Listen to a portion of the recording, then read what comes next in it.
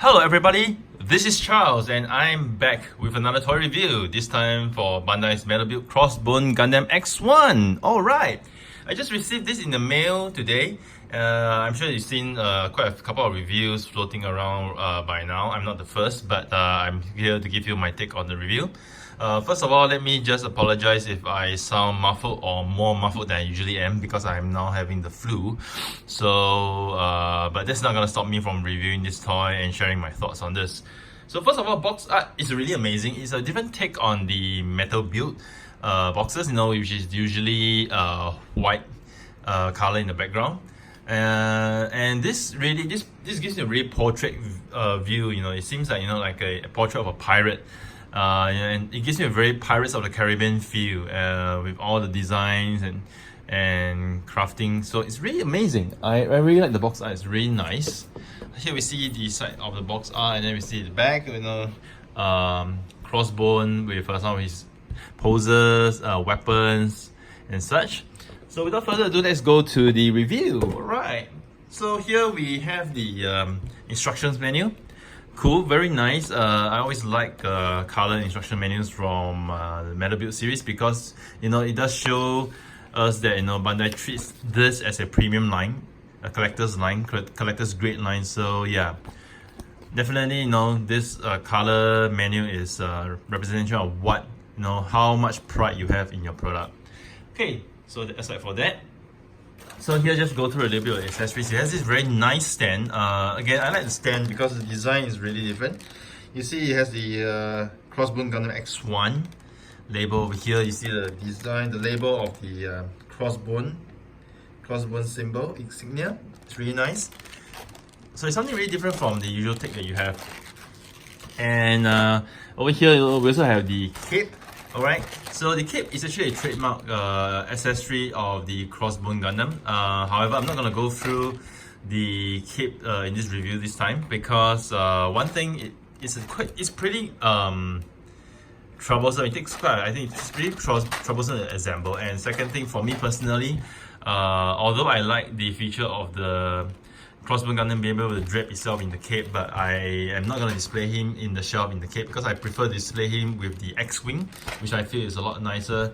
So I'm not going to set out this cape because if I were to review this cape, probably I'm going to have a hard time trying to keep it back. So it stays sealed in the tray, at least for now. Right? So, okay, let me just move on to the review. Here we have the Core Fighter. Alright. So Core Fighter, really cool, and I think this is probably the longest Core Fighter in history. Okay, and the length is probably because of the boosters and the thrusters over here that makes it the longest Core Fighter. So over here, the Core Fighter, you have the beam sabers. So to put in the beam sabers, you have to make sure that the alignment is correct. You can see here there's two slight pops up over here. Just make sure that you slot it in correctly this way, and everything fits in nicely. And for the Core Fighter, actually there are pegs. Okay, there are pegs at the back that they actually interlock each other. So let me just show you. So over here you can see a peg. Here is a peg, and here is a groove for you to peg it in. So every one of these four thrusters have the same design. So they're supposed to interlock to one another. Okay, so it's supposed to fit in really nicely. So it's a nice touch by Bandai, but to me, I think it doesn't really fit super tight. I mean, it's decently tight, but it doesn't fit superbly tight. And the thing is that when you shake it, it wouldn't go out of place, right? And also this, we all know the Metal Build series is not a play series, so nobody's gonna shake it or have a rough play with it, so it's fine. So this is the Core Fighter, right? Very nice designs and very detailed as well. Okay, very nice coloring. Simply cool. So the Core Fighter here, we see here it has the cockpit that you can see the pilot inside. Not very detailed, you can see just a white figure inside. And also you see here the cockpit, okay? The way the design is made, it gives you the impression that you can actually lift the cockpit, but you can't. Okay, I tried briefly to lift the cockpit, but it cannot be lifted, so I gave up trying just in case I broke anything. And also the instructions didn't mention that you can actually lift up the cockpit, so let's not be too adventurous and risk breaking something. Right, so moving on, I'm going to go through the main figure right now. So here is the Crossbone figure, right? Crossbone Gundam figure, really nice.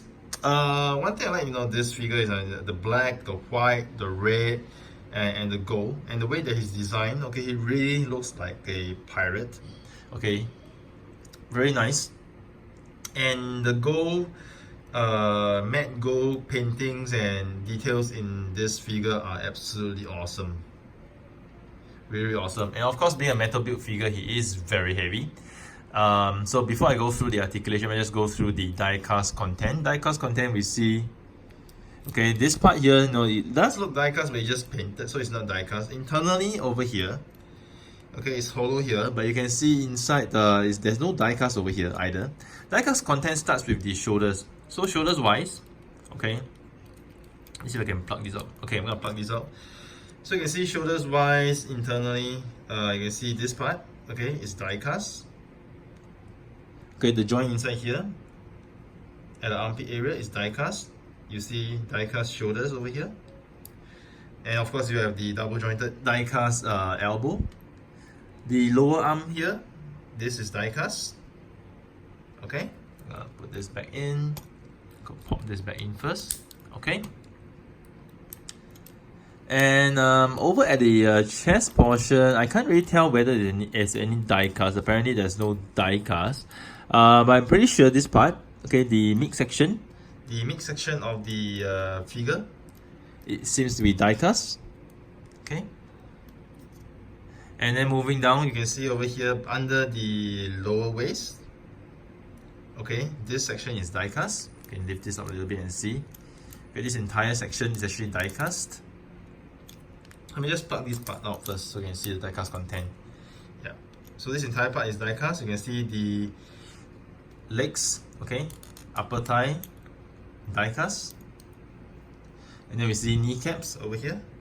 The knee areas, the knee joints are die-cast. And then let me see, this part is not die-cast. Let me try. Yeah, it's not die-cast. Over here we move down further. The ankle joints, they are die-cast, and we have the entire feet, which is die-cast. So quite a fair amount of die-cast, and the areas which are die-cast are similar for all metal build figures. So this is a really hefty figure. Cool, really cool.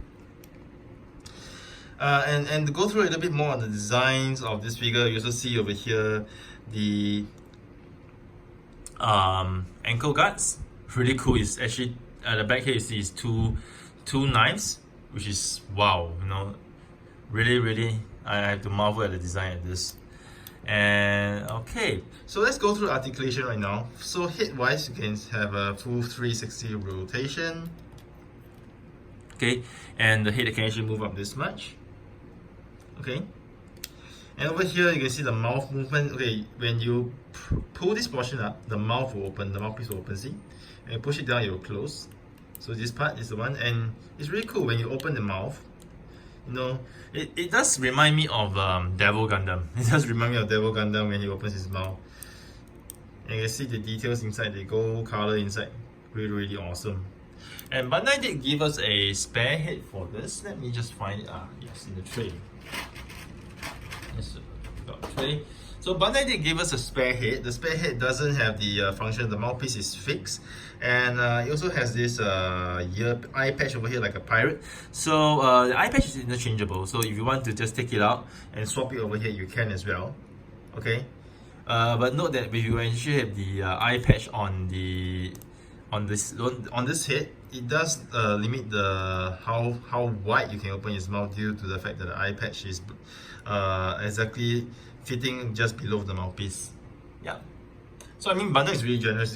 They could have just given you, the head crest without the head, but no, Bandai just decided to give you the entire head as well. So kudos Bandai for that, for this little act of generosity.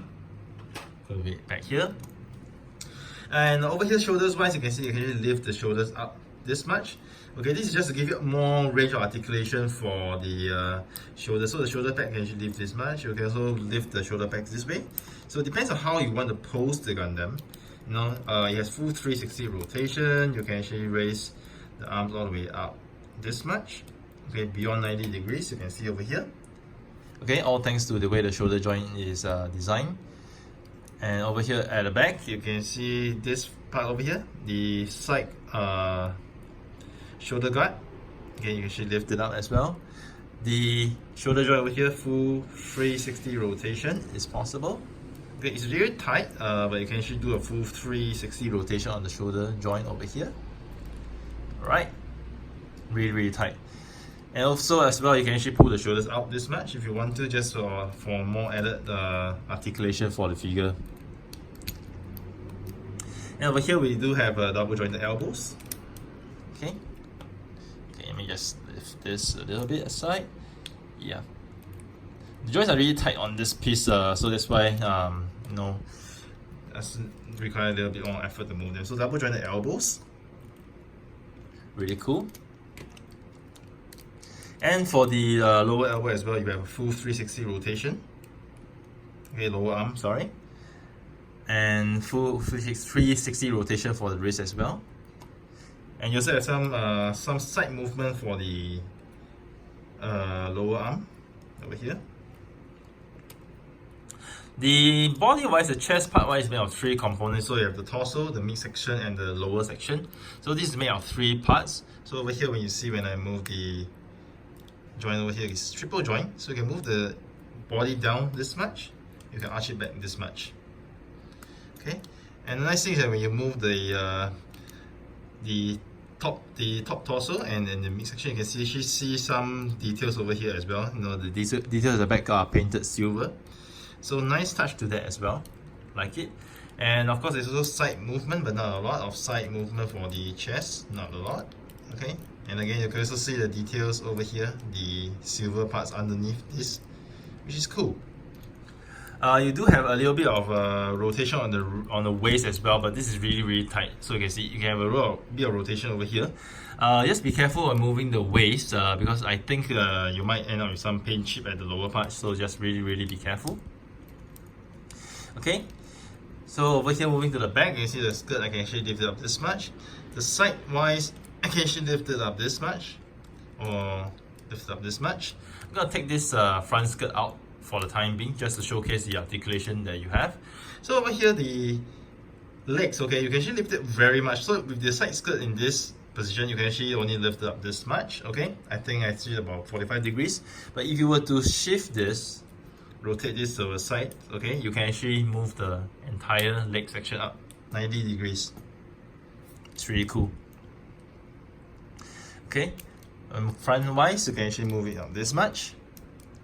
Okay, you can actually have a really high kick for this figure.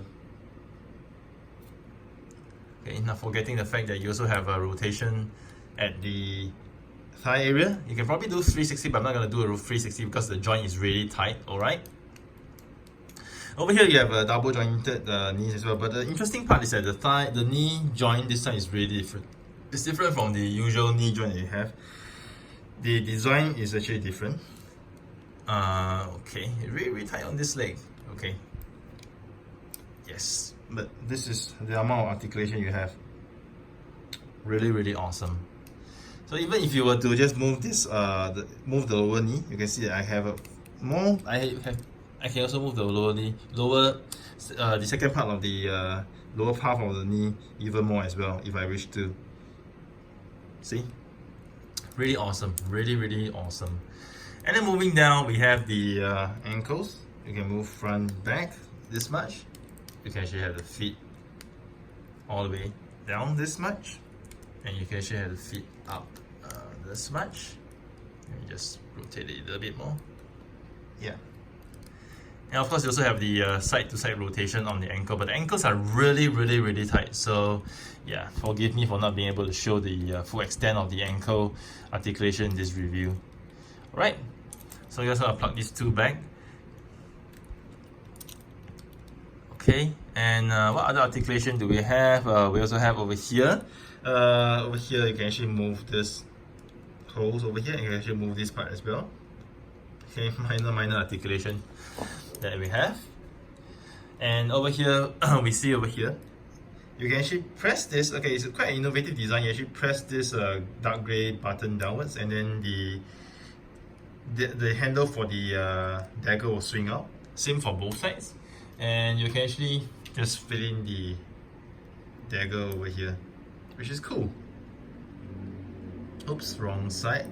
Yeah, you should fit it this way. Yeah, so this is the dagger. Cool design.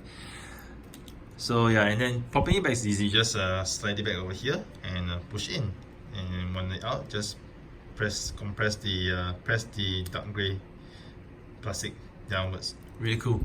And for the bottom of the feet, you can also install the daggers if you wish to. Yeah. So you have triple dagger action. Wow, really vicious.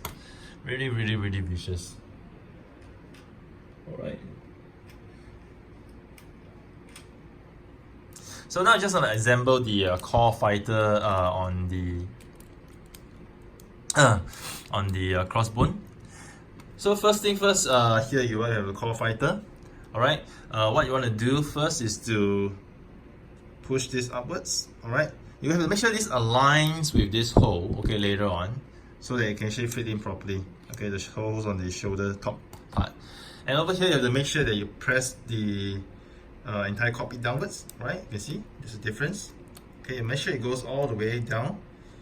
Then flip this, tuck this in nicely over here, tuck this in nicely all the way to the back. Then you fit this in. Okay, align it, fit it in. Alright, once you fit it in, use the 2 fingers, push it in, it'll lock in place really nicely. And once it's locked in place, you can see the design over here, and you can actually move this downwards if you want to.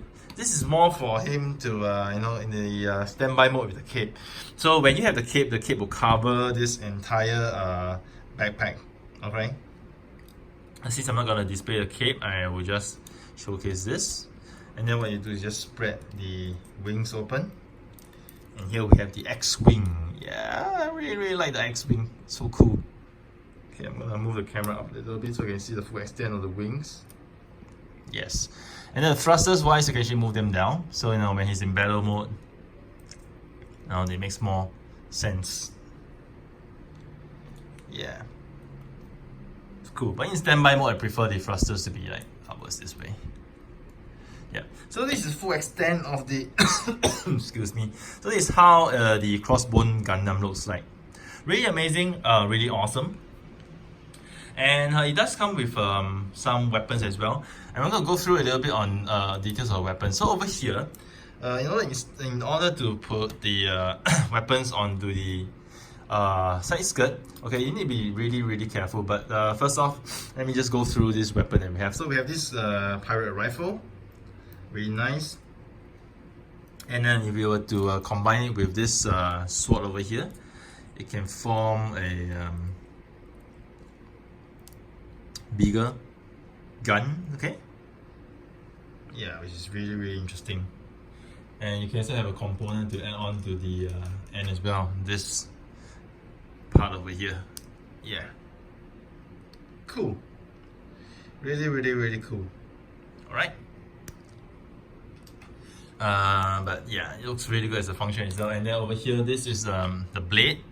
This actually is a blade of the pirate sword. So there are many different blades that you can actually use. You can use the straight blade. Alright. Or you can have curved blade. Let me find this. Yeah. Or you can really have a curved blade. Really like a pirate sword. Cool. Nice. And what else I can go through since I'm at this part of the review. I think I'll just leave it the way it is for now. So over here, in order for you to actually attach this to the side skirt, you first have to rotate this. So the design is very nice. So you can rotate one direction. So to actually review the pack for you to actually pack in the weapon, you have to rotate it anti-clockwise over here, all the way.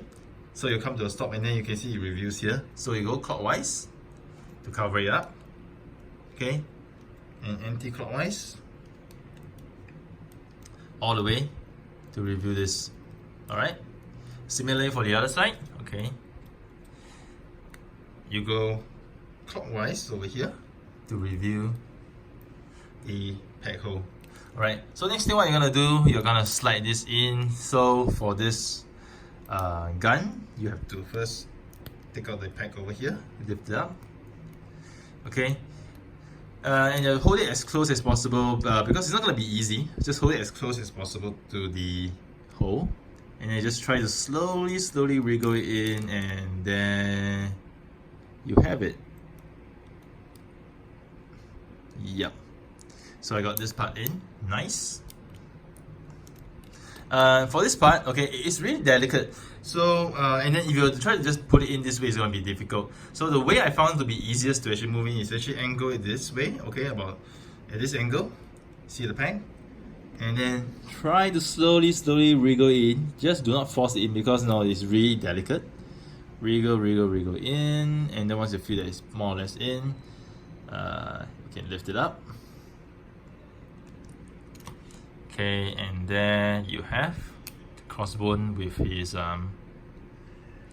weapons by his side skirt.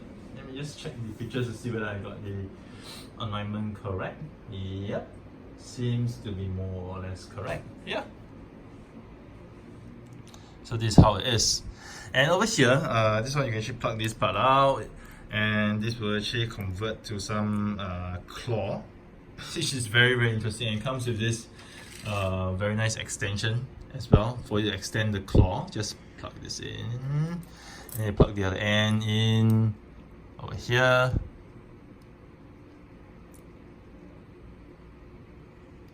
Okay, and there you have a claw. Okay, and you have some display stand. You can actually display a pose of the claws fly out with the sword. You can actually have the sword on the claw as well if you want to. It's pretty cool. Wow. I'll plug this out. Gonna plug this out. I'm gonna put the frontal skirt back. Yep. Oh, this part rotates a little bit. No matter. Yep. And of course, another feature it has is that for this arm, you can actually have it as a shield. So if you have it as a shield, we have the shield parts. Okay, which fits in really nicely over here. Or if you want to have it as a weapon, you have the, just have to move this towards the front like this. Okay, align it nicely. Push it in. I think this is the way up. And there you have the I'm not even sure what this weapon I call that, but yeah, it's pretty cool laser jabbing weapon. Yeah. Okay. So yeah, this thing does pop out a little bit, but it's fine. You can just pop it back in. Okay, see? Nicely popped back in. And and the last feature that this Crossbone comes with is this pirate. This parrot is a drone, but it's quite a decent and quite fairly articulated drone. You have the wings that you can actually move up and down, rotate 360. It's on a ball joint, pretty cool.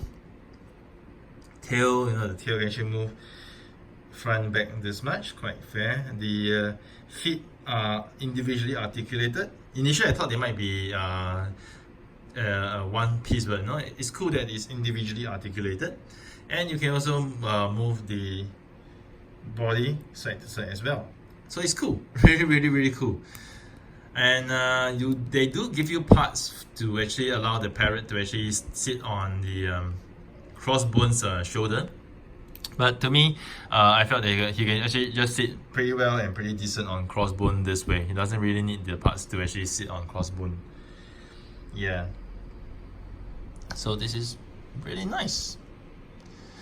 Crossbone to me, it's really it's a very different design for a Gundam, and I don't really know a lot of story. I don't really know a lot about the story of Crossbone Gundam other than the fact that it happens after F91. So I think this toy has actually piqued my curiosity. So I'm just gonna go Google and read up more about Crossbone Gundam and storyline. But I know we do have the variation to this, the full cloth. I think the Crossbone X2, and I think there was an X3 as well, maybe. So be sure that Bandai is gonna milk us for this, and I wouldn't mind because I think the Crossbone looks really nice. But first of all, I'm just looking forward to get at least the full cloth add-on parts for the Crossbone X1. Crossbone, okay, as like most metal build, it's not easy to buy. Okay, I know metal build figures are not easy to buy, and I really hope Bandai would step up their production and produce more.